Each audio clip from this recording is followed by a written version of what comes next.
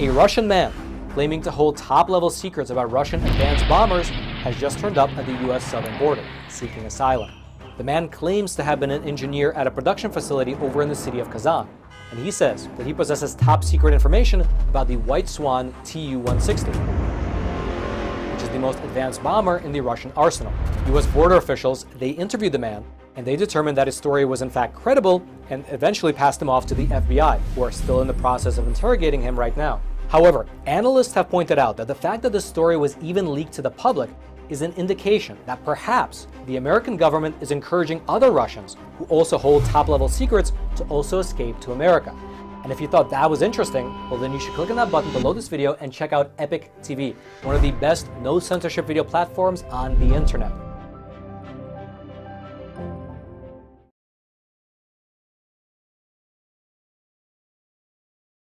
Action. The discussion is part of Project Sentinel's and the London Center for Policy Research's Second Amendment project. There are several Democratic governors and members of the Biden administration who are working very hard to diminish the rights granted in the U.S. Constitution's Second Amendment, among others. Tools they use are media conspirators who conveniently frame stories surrounding the firearms ownership debate, their ability to appeal to emotions, and their outstanding savvy when it comes to using tragedies to push their collective agenda. With that, May 31st is a day where many honest Americans could become instant felons. Arm braces meant to stabilize AIM will be illegal if they're not registered to the government's knowledge, similarly to the way guns are. While some may consider this minor, it should also be noted that it's a government limitation meant to curtail a right to self-defense and will have ripple effects if allowed to go through unchecked. And we don't handle a case.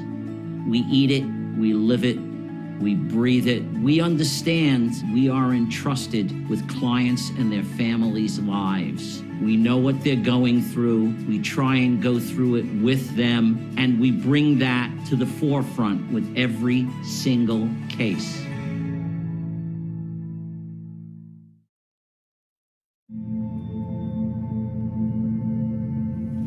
I am the earth. I am on the verge of becoming a perpetual storm.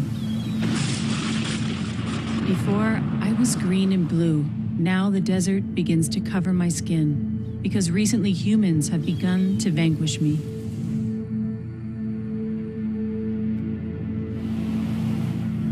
We have some undeniable scientific certainties. One of them is that the climate is changing in incredibly short timescales. We can look at the zone as a global thermometer, a climate change sensor that could start at Vesuviri and end at Union Glacier, and will transmit in real time. Unrepealed. Our panel for this discussion is Project Sentinel and London Center President, Lieutenant Colonel retired Tony Shaffer, Project Sentinel and London Center Senior Fellow and Second Amendment Project Leader, Lieutenant Colonel retired British Army Tim Wilson, Project Sentinel Distinguished Fellow, Navy Captain retired Pete O'Brien, Project Sentinel Senior Fellow, as well as London Center Senior Fellow, Marine Major Bill Heinzelman. And I do also want to note that Captain O'Brien is the Project Sentinel chairman. I'll say chairman. Project Sentinel Senior Fellow Jay Homnick is with us as well. Tony, let's start with you. Some of our audience is familiar with the arm brace and its function, but for those who are not and are watching this, what is the government's logic from where you sit from when it comes to curtailing the use of an arm brace with a firearm? Right. So I'll let Tim get into some of the more technical legal details, but it comes down to the fact that this is one of the most blatant infringements on a amendment to the Constitution, on the Second Amendment, which says it shall not be infringed. What it comes down to, obviously, is I think what I would loosely call the war on AR-15s, which, as most people know, it's Armalite rifle.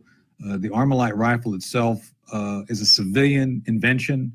It took the inventor actually showing it to Curtis LeMay as a potential weapon for SAC to use to defend bases before it became adopted by the military. So just, the history and actual origins of the weapon is important. Has to do with this round right here is one of the big things. This is the civilian version is .233. This is also 5.56. 5.56 is actually more powerful as a round. This is actually a NATO round. And this is the bullet that a lot of folks are all up in arms about. Now, what I'm going to do is a couple of practical things to point out how insane the debate is about this issue. So again, this is a basic rifle round. It can be used as a pistol round because that's what's it's contended here. That basically that they're saying a pistol brace, something that is a piece of plastic, which I'll show in a second, somehow makes the weapon quote unquote more deadly. And this is supposed to be being done because of quote unquote public safety. It's not. So let's get right into it. So right here next to me is a standard AR. Let's bring it up here. This is a standard model rifle, AR. It's a basic, this one is, which one brand is this? This is a Saint. And it's, has a collapsing stock. This is legal. This is completely legal, will be legal after the 31st. There's nothing extraordinary about it. Has a standard, I think, 18-inch barrel. Somehow 18 inches is a magic number. I don't know why that is, but it is. And this can be used safely. As you can tell, it's pretty compact. You can stick this in a vehicle, you can stick it in your closet, it's very compact. What they're saying under the new law is that a brace, this is one of the types of braces, this piece of plastic somehow makes this weapon more deadly. Now, I've got accoutrements on this. I got a SIG scope. I've got a light on it for close-in use. But this is anything but concealable. But that's the argument. Oh, it makes it concealable. No, it's not concealable. I can't stick this in my pants. Just saying. It's not practical. It wouldn't be comfortable. It's not more deadly. As a matter of fact, I'll leave it to the technical experts to talk about this. When you put the two side by side, the length is not all that much different. You can see here, I'll just go back. It's about 7 inches of difference. And the actual fact, and I know liberals don't like facts, the fact is this weapon actually helps make the bullet more powerful. This short barrel actually makes the bullet go slower. You don't get the full number of spins out of it. And therefore, it is not as effective as a standard AR. That's a fact. So this whole hoopla, in my judgment, has nothing to do with safety, has nothing to do with the ballistics, because the ballistics of a bullet is actually more deadly coming out of a full rifle, out of the 18-inch barrel, because it gets more time to spin and go effectively faster and have more foot-pounds of force when it hits. These things matter not to those who are making the argument of trying to go after the brace. The brace is owned by millions of people. It is a common use item that the ATF said was just fine to have.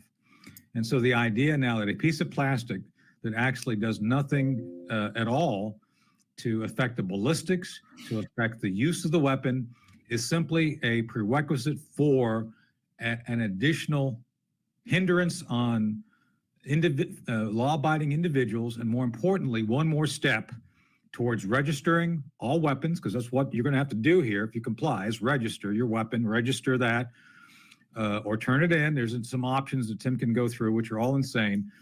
Or eventually, I think they want to expand this to all ARs. This is just a slippery slope. This is just the first direct attempt to get a handle on who has these things, and then go about trying to expand it to ARs, to all rifles. So the standard rifle I just showed you guys, they want to go after these next because they don't like them.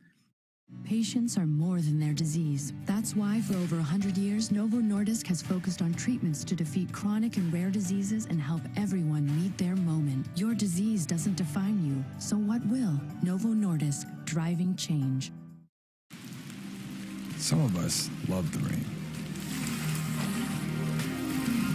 We ride into it. Maybe see who's fastest. And truth be told, these things are used in a fraction of gun-violent crimes. These are primarily used for defensive home invasion stopping rather than used as a criminal tool. So there is no merit to any argument that the ATF has made, or anyone on the left has made, regarding why it is justifiable to go after the braces. So that's my position. I think that's shared by all of us here. I'll let Tim Wilson go into some of the finer details on this since he's been the one studying it. So over to you, Tim.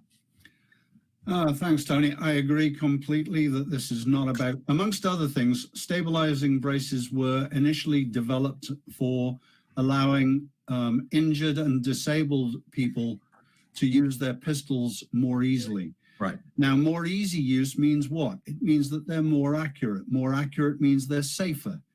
So what the ATF is actually doing is pushing rules to make things more dangerous for everybody. That's item one. The second item is the NFA was introduced in 1934, well before stabilizing braces were around. What does the NFA do? The NFA, the National Firearms Act of 1934, allows the ATF to regulate firearms and potentially is almost certainly unconstitutional in and of itself. But this rule about the stabilizing braces, which is very contradictory and even now has, even though the final rule has been published, the ATF Director Dittelbeck was in Congress the other day and made admissions that various ways that it potentially could be got round. He's confused about it, or he was lying to Congress. You decide which. But the whole idea is that these stabilizing braces make these guns, instead of being stabilizing braces for pistols, they effectively, according to the ATF, turn them into short-barreled rifles. And the effect of that is that because they are a short-barreled rifle, it becomes an NFA, a National Firearms Act of 1934, regulated weapon. And because of that regulation, you have to pay and go through a whole series, you have to pay a lot of money and go through a whole series of hoops in order to NFA register them. There's just at the very start, the very tip, there is a $200 tax on each weapon to register it under the NFA. And then you have to do a more detailed background check. And as I say, register the gun, where gun registries are not, again, constitutional, has been found by the Supreme Court, but the ATF has an exception for NFA registered items. So you are, if you own one and you register it with the NFA, you now are a registered gun owner subject to ATF inspections. And right. They tend to do them regularly and often. And guess who has to pay for that? Oh, it's not the ATF, it's the individual gun owner again. Then there are also state level laws. You have to go through an ATF background check, which is much more detailed and intrusive than the standard background check of whether you are a criminal, whether you have a criminal record or a mental health record recorded anywhere. This is something about, are you of, quote, good moral character, which is decided by who? The person that's looking at the forms at the end of the day. So if they don't like you or they don't like your guns, you are done. You are a felon. There are in the order of 15 million of these braces currently known to be in use under different owners. And that's what we're talking about, is confiscation or destruction or disposal of these. And Dettelbeck has actually said, if the brace is stored separately, it no longer applies. However, that's not what the ATF regulations say. That means that automatically on the passage of this law in about another 3 weeks, about 15 to 20 million Americans will become felons unless they've NFA registered already ahead of time. It's not good enough to say, oh, I'm going to register. As of the 31st of May this year, all owners of these things will be felons. And Tim, I noticed that they didn't ask when he was, Diedelbach was testifying, they didn't ask him how many folks had registered to that point in time, which I suspect the registration is not going well. Just saying. I don't think it's going well. Well, amongst other things, Tony, it typically takes somewhere between 12 and 18 months to register an get an NFA registration for a weapon. So people who apply, this rule was only made final in December. This rule was only proposed just over a year ago and has been through. If it's an 18-month delay, you couldn't possibly have achieved NFA registration by the deadline. There's also a tax implication to this too, right, Tim? Well, as I say, that's the $200 tax is one part of it, Chris. There's re-registration. On top of the tax, there's various fees, and there's these checks. And like as an estimate, it basically costs about $1,000 to get an NFA registration through and complete. You have to go and get fingerprints done. You have to go and get photographs done. It's intrusive, it's expensive, and bear in mind, as I said initially, these braces were designed originally for disabled people, including veterans, to be able to use a pistol or a low caliber rifle. I say low caliber, effectively pistol caliber weapons in particular, which can be up to 45, but the shortness of the barrel means they're not as powerful as full-on rifles. And by the way, I just take slight issue with Tony's description of the AR-15. The modern American sporting rifle is what it is. It's not, it's an AR-15 style. Right, I agree. Well, you're right. I mean, technically speaking, though, my point being is that it started off as a civilian weapon, period. Yep. That this was never a quote-unquote military-grade weapon. It was designed as a sporting rifle to begin with. That's how it started. Yep. And I would add to that, people should realize that when we talk about military grade, we are talking about weapons made by the lowest bidder. They are not necessarily the be-all and end-all, and they are not necessarily the most accurate, the most powerful, or anything else. I guess the part of this that really just kind of runs up my backside here is what is the intent? Arguably, all these folks will say, well, we're trying to reduce the number of murders. And so I would then say, okay, well, let's look at how many murders we might prevent. Let's say that we sprinkled fairy dust on the situation and we eliminated not just all AR-15s, not just all assault rifles, but every rifle in the United States. Every single rifle in the United States. How many murders would that have prevented last year? About 350. Now, if we eliminated every knife in the United States, we would have eliminated 1,500 murders. Think about that. There were more than 4 times as many murders committed last year by knives than by rifles. There were twice as many murders in the United States last year by fists than by rifles. No one's going out and running around saying we need to eliminate fists. No more fists. Make a fist and it's a felon. Obviously it's asinine. So you have to ask yourself, is anybody really seriously trying to reduce the murder rate? Is that the intent here? Do they think that this is going to result in fewer murders? Or is there some other agenda here?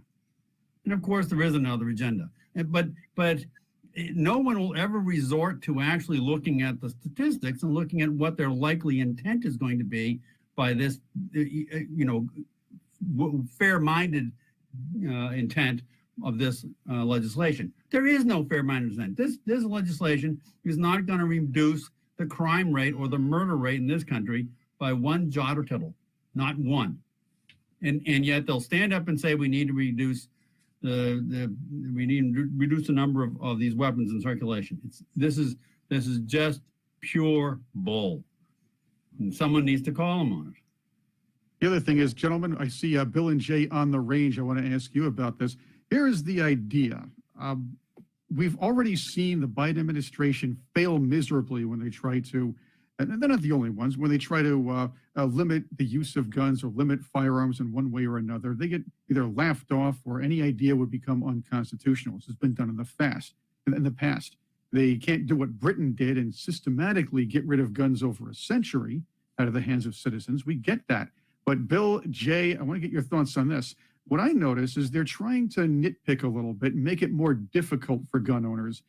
They're taking away little things. They want to limit magazines, and there was the issue with the bump stocks some year back. The idea is to take away the accessories, make things a little bit more annoying for gun owners, so they'll just pack it in or just get frustrated and say, "Oh, fine, do whatever you want to do." Bill, Jay, what are your thoughts on that? The government's strategy when it comes to other ways to curtail one's right to self-defense. Yeah. Well, it seems like nonsense. It's exactly what you said. It's ankle biter, nickel and diamond, making it harder, infringing on law-abiding citizens' ability to go do what they want to do. None of these laws, none of these rules, right? I mean, that's the other part of it, is like, this is just a rule, right? Put forth by the ATF, I believe. None of it impacts a criminal's decision to do crime. It's completely irrational. The only rational thing that this will accomplish is turning law-abiding citizens into criminals. So it's just, they leverage these words like assault weapon and weapons of war and like these high-capacity magazines. And they do this like neural linguistics programming on the citizenry to make everybody afraid of an inanimate object. And it's irrational. So to all you average Americans out there, a little bit like me, like my neighbors, everybody living in the subdivision, understand what's happening here. It's people who think that they are smarter than you telling you to be afraid of a thing that you ought not be afraid of. And to add to Pete's point about 1,500 knife murders a year, there are more people are killed by vehicles, more people are killed by bee stings, I think, than assault rifles. Like, ban bees, then get rid of the bees. There's a whole movement to save the bees. We need our pollinators, right? It's just bonkers, and it doesn't make any sense. So this is a rule by the ATF. I haven't done any research on this, but I would bet more people die from alcohol and tobacco than they do firearms. America has voted. We like alcohol, tobacco, and firearms. Defund the ATF. That's right. So I do. Go ahead, Jay. Yeah, I just want to bring in two elements that are very key here on sort of the side impact of this. One is that for them to have the power to say that they want someone of good moral character, they're actually doing a kind of a trick now in other parts of government to try to take some of the right-wing views, fairly typical right-wing views, and identify them as being bad moral character. Let's say someone is in favor of limiting immigration or something. So that's bad moral character. He's a cheapskate who wants to lock out all these, poor people outside the country. They're looking to create certain triggers so that they can turn the whole 50% that votes Republican in the country into bad moral character. So that's just a very scary element. And the other thing is that besides for the specific issue of this particular brace, but the very fact that the bureaucrats can come and take a reinterpretation, this is using a law from the 1930s or 40s, and saying, yes, this is a problem within that law, and therefore you're going to need a license from now on. That is much too much power to give to unelected bureaucrats. And so it happens to be that right now the Supreme Court did accept for the next season a case that involves the original decision that says that the bureaucrats have the power to determine the will of Congress. And because of that, attorneys are putting certain decisions on hold. They're fighting for the right to keep certain other decisions on hold until after that decision is made next year. And we'd love to see them, if they succeed in doing it on the braces. I think they're trying. But the point is, you just create an open field. If they could just change the reinterpretation of all the old laws, they can basically don't have to go to Congress, don't have to win the elections, just in the offices, add more and more restrictions on us.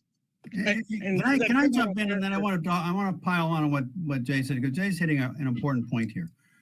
This idea that there are nameless, faceless characters in a bureaucracy, or for that matter, elected characters in our government who get to determine, who think they get to determine what is morally correct behavior. That's not their job. The government, we don't work for the government. We're not subservient to the government. The government works for us. Under any possible interpretation of how a representative government works, the government works for the people, not the other way around. And this idea that some arm of the government is going to sit in judgment, moral judgment on me, short of my having actually committed a crime and being convicted of having committed that crime, it is anathema to the very idea of representative government. It's just astounding that anybody would let that sort of thing develop. And I would then throw in one other thought. Go back and look at the origin of gun control laws in the United States, and eventually culminating in the NFA. But those original gun control laws, it all came about really post 1900. Those are all laws that were directed really at one key thing: keeping firearms out of the hands of minorities, and particularly keeping firearms out of the hands of blacks. That was what those laws were derived from. And someone needs to point a finger at that every time the subject comes up. This is not about some pure-hearted movement that's trying to make the world safe for unicorns and puppies. This is about keeping firearms out of the hands of the people that the people in charge didn't like. And really, to expand that point real quick, beyond just guns, the government and bureaucrats within the category Pete just mentioned have decided that they want to, quote unquote, mitigate and manage behavior. Since when is it the government's job to mitigate or manage anybody's behavior? It's not in the Constitution, but they'll go about trying to do incentives for you to buy electric cars which cost Ford $60,000 per car they lose to make, and then the government gives you money from someone else to get it because they're trying to manage behavior. The same thing regarding what kind of lights you have. The government should have zero role in any quote unquote behavior management or behavior modification. It's not their job. It's not their job to manage what guns we have or do not have, because obviously there are things out there, either fists, shovels, Bud Light cans, or other things which actually are much more deadly than the AR. Just saying, you know. I mean, look, they killed off profit by billions, right? It's a death any way you cut it. One other thing real quick, and this is a question for, I guess, the whole team. What percentage of criminals follow gun laws? Absolutely. There's a law against murder. What percentage? What percentage follow them? I would say at least none. one. No, none. I'm joking. Not a one. Because they're criminals. By definition, criminals don't follow the freaking law. I know. Even the standard deviation of 0.003% doesn't count on that. That's the whole thing. But these laws are created for people who will never follow them.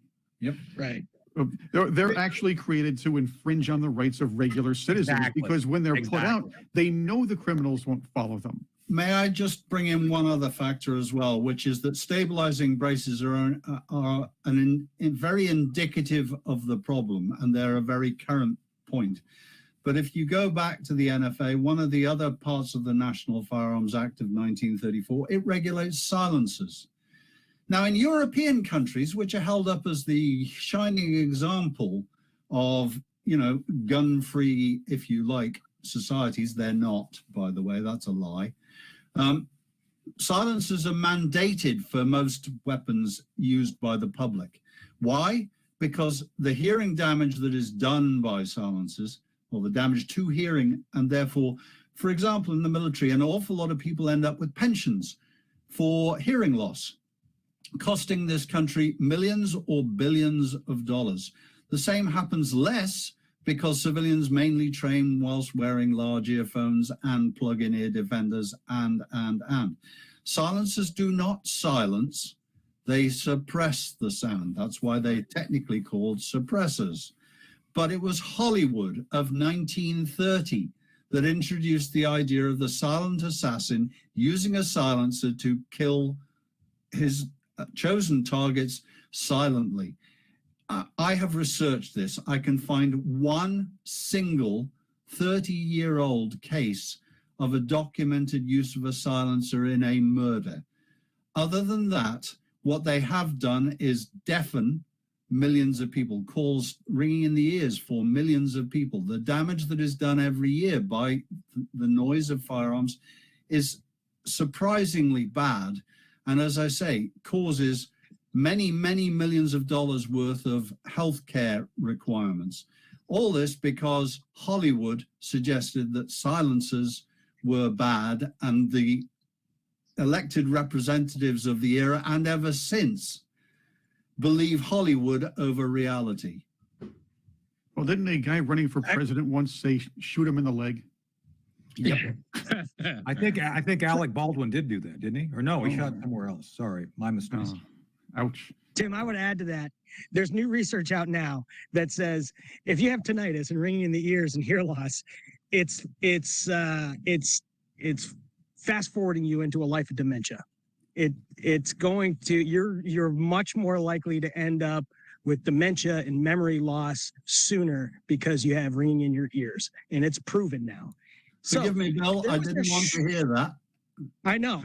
Believe me, I'm 42, and I'm like, I've kind of, that ability to forget things is, I've chalked it up as a superpower. It's water under the bridge, and no one's ever going to get that out of me, Right. But now I think about it a little differently, and I put my ear pro in.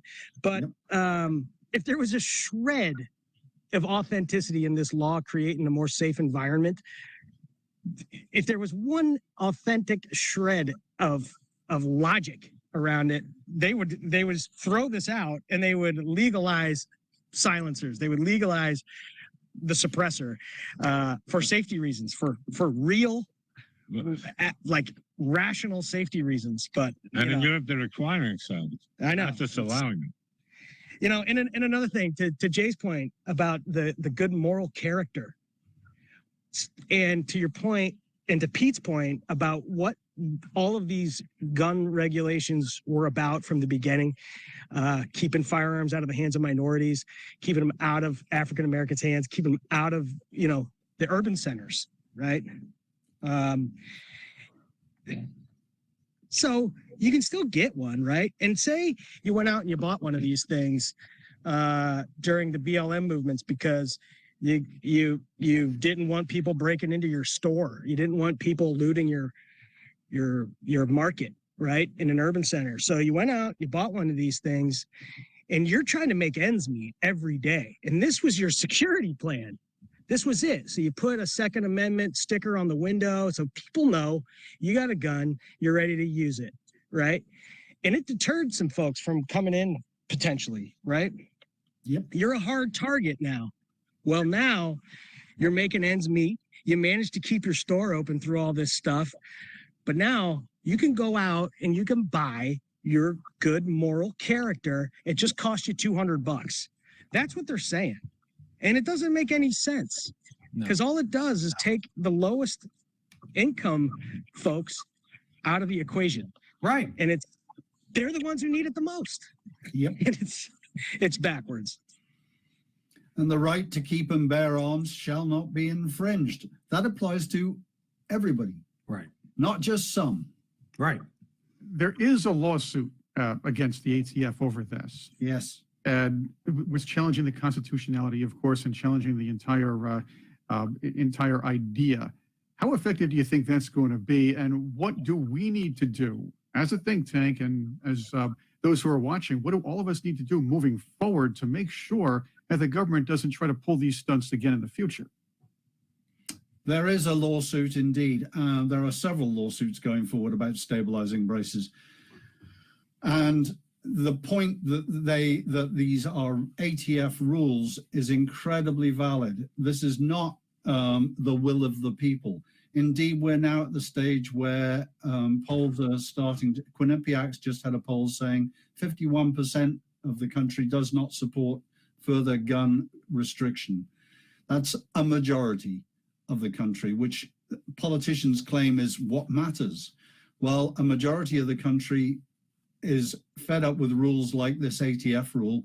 And what needs to happen is this lawsuit probably will succeed in the recent record under Bruin and Heller of the Supreme Court shows that they believe the Constitution does override these bureaucratic rules. So support your local politicians who support constitutional carry of firearms.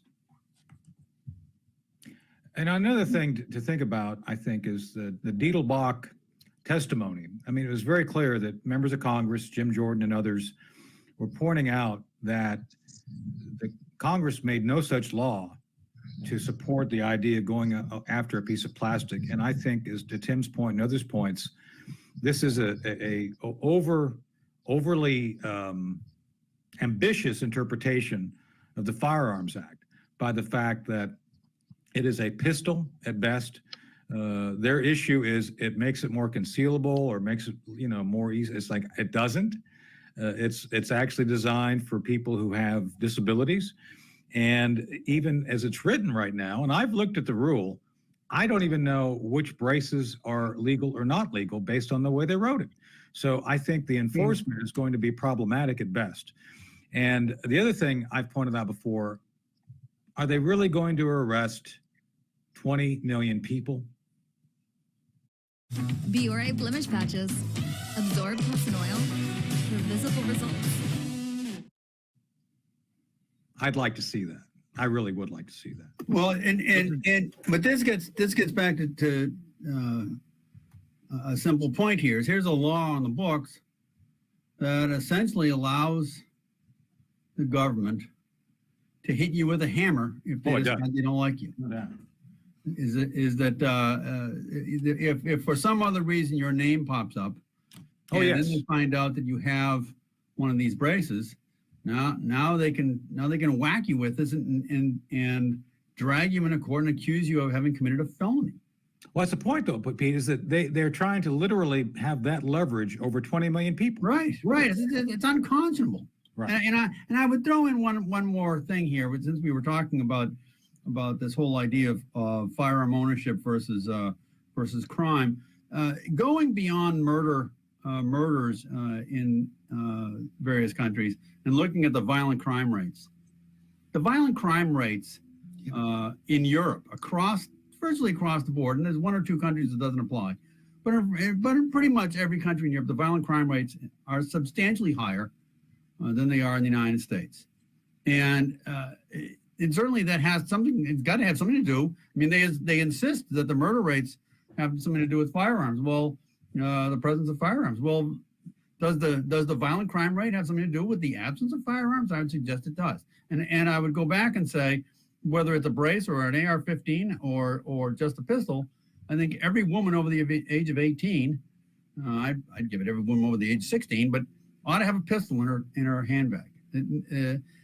Cut down the number of rapes and attempted rapes by a substantial margin, and make everybody out there every jerk out there was thinking about sexually assaulting some woman, think twice. If every woman in front of him had a pistol in her handbag. I would make an appeal that every single federal law, the National Firearms Act being a classic example, should now be repealed. And if they want to put laws in on this, let them repeal everything that currently exists, sunset the lot, and then bring in what they regard as modern, sensible laws that fit with the Constitution. Well, but part of this is, Tim, is that politicians are going to interpret things to benefit them politically and power-wise. So one of the things I noticed over the weekend is some of you know I had to travel. I was gone a few days, and I had a gun with me during the trip. I never had to put it on once because I never felt any environment I was in, I would have to worry. Because, I could, anywhere I went, I could wear it legally, could have it either open or concealed carry, it didn't matter. But I didn't need to because I was surrounded by people who were like-minded and we were just fine. The problem is this: the places where I would want to be armed, which is most deadly and dangerous, is Baltimore, downtown Baltimore, D.C., New York City. The very places that have been declared quote-unquote gun-free zones are those which are most likely to have criminals with guns using them against law-abiding citizens. So this is where there cannot be any law that stipulates any restriction which prevents you, me, anyone on this taping to be somehow deprived of their right of self-defense, which they do routinely. The idea that I, as a veteran who's gone through, been in combat, knows how to use a weapon, somehow makes me unsafe in the city and I'm unarmed, while criminals are not. Absolutely. I would add to that, if you study the details and statistics, there are something like 45 million illegal criminal weapons in the country. That is, no law that you pass is going to affect those in the slightest. Exactly. They're there. They're in circulation. The only thing any of these laws ever does, or rules or regulations by the ATF, is disarm law-abiding good citizens from their ability and raise revenue. And raise revenue. That's the other plan. But the other idea, and to a point that Tony made a little while ago during this discussion, by the way, if you're enjoying this discussion, please subscribe to our Project Sentinel channel. And it's easy to find, Project Sentinel on YouTube. Also follow us on Facebook, Twitter, our websites, projectsentinel.net and thelondoncenter.org. The other idea is to see how far we as people will go. The idea is to regulate, as Tony said, our behavior, regulate what we do, regulate what we watch, what we read, and what we see, and how our kids are educated. Right now, a lot of people are fighting back. A lot of grassroots people are fighting back against all of this. The government's still doing these things to push back to see where we'll stop and how far we're going to let them pull up. We're going to let them reach into our own lives. Thoughts on that one? If I can jump in. Yeah. A spot on comment, Chris. But I would say it's not just right now. It is the nature of government to continually overreach. And the citizenry of any state that wants to call themselves to any degree free are required by the reality of the beast that is government to continually push back, to never take the pack off, if you will, to recognize that every time government does something, they're going to try and take an additional sliver of power. And there needs to be a constant effort by the people to slap their hands every time their hand crosses the line. There needs to be a ruler in the hand of the voters, and they need to whack the government hand every time it gets near the line. You can never rest. Unfortunately, true, but you can never rest. Well said, Pete. And this is something we should probably come back and talk about another time, which is the environmental issues, the whole green Marxist movement. It's all about Marxism. It's not about anything regarding environment. And let me be very clear on this. I don't want to go off on a tangent too far. The idea that your government can decide on what light you should have, if you should have solar powers on your house or not, if you should have a house insulated or not, these are all things that are not functions of a federal government. You can argue that maybe a state government or a local government where you have citizens involved in the process of deciding what's best for the community, that's completely different. That's local. The federal government, like John, it was the other day I saw the whole idea, and this is a little bit of a tangent, but not much of one, the idea of a minimum wage of $17. $17 may work in some places as a living wage. Other places, can you imagine $17 an hour in New York? You're not going to live off that. So the whole idea that the government should decide anything regarding local issues, regarding economics, behavior patterns, anything is insane. It should not happen. The federal government's job is to regulate overall behavior of states, of how states interact, of commerce, of things to do with national security. The last thing, anything should happen within the federal government is telling any individual in his home, in his car, in how we live our lives, what we should do or not do regarding our behavior. That is not acceptable. It's not in the Constitution. There's not a single, even half an article or amendment which says the government has any role to mitigate our behavior. Criminal behavior is different. You can have criminal statutes on the law where if you infringe on someone else's rights, that's different. But there's nothing in the Constitution that allows the government under normal circumstance to infringe on our lives, which they do constantly. But what they are charged with, the federal government is charged with, Tony, great point, is they're charged with protecting our rights. Right. Not managing them. Right. That's the philosophy, though. It's the argument between the idea is the government there to protect our rights, or is the government there to be our nanny, if you will? This is where the nanny state discussion comes from. And to work off Tony and Pete's point, a very important that once the federal government puts you on trial, they have like a 99% conviction rate. You do not want to be in a federal court for any purpose at all. They're very adept at managing their local juries, and the juries give them a lot of trust, which they don't deserve. And pretty much, and plus they keep you in jail for long periods of time, come up with all kinds of excuses why they're delaying the trial, and the judges will give them a lot of slack. So it's brutal. You do not want to be in their hands for anything at all. And you know, state you can deal with more or less, but a federal court system, horrible. Once they charge you with something, boy, you're in for the ride of your life, and not going to be fun.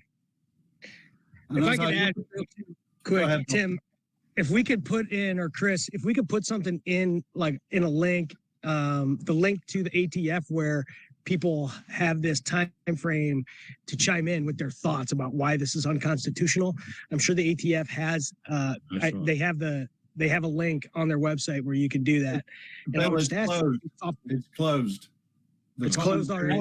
Yeah. But what they can do is put the comments here on whether you're watching us on if you're watching us on YouTube, Rumble, listening to us on Apple Podcasts, Google Podcasts, or wherever you get those podcasts. Be sure to comment. Tell other people what you think. Spread the word, because this is important. If the government's allowed to keep reaching over into our lives and keep infringing upon our constitutional rights, and even the most basic of human rights, the rights to defend oneself.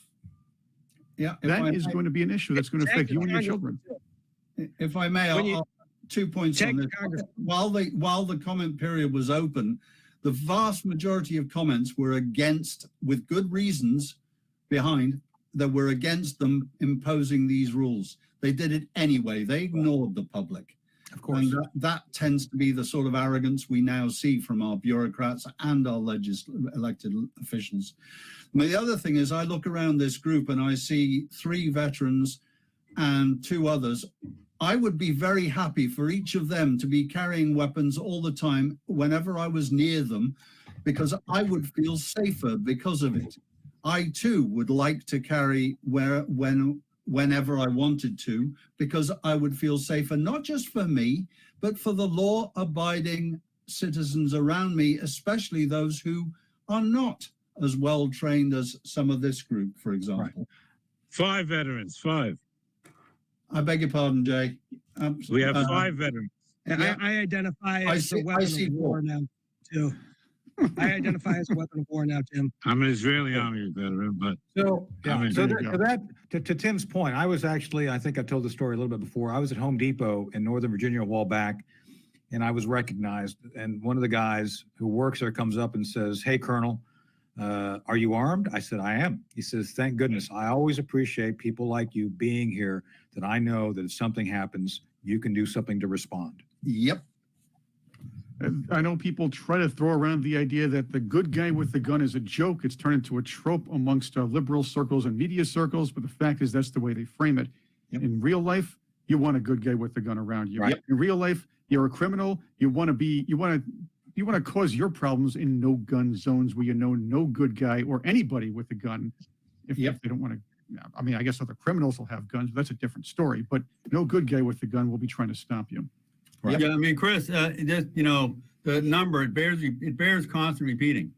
The average violent crime lasts less than 5 minutes. The average police response time nationwide is like over 15, I think. Right. And in New York City alone, where there are a lot of police in New York City, violent crime response rate for the police from a 911 call is still around 4 minutes, I think. Yep. So the crime has already taken place by the time the police get there after you've made the call. Well, let's add to that. A good guy with a gun, defensive gun use, probably happening about 6,000 times a day.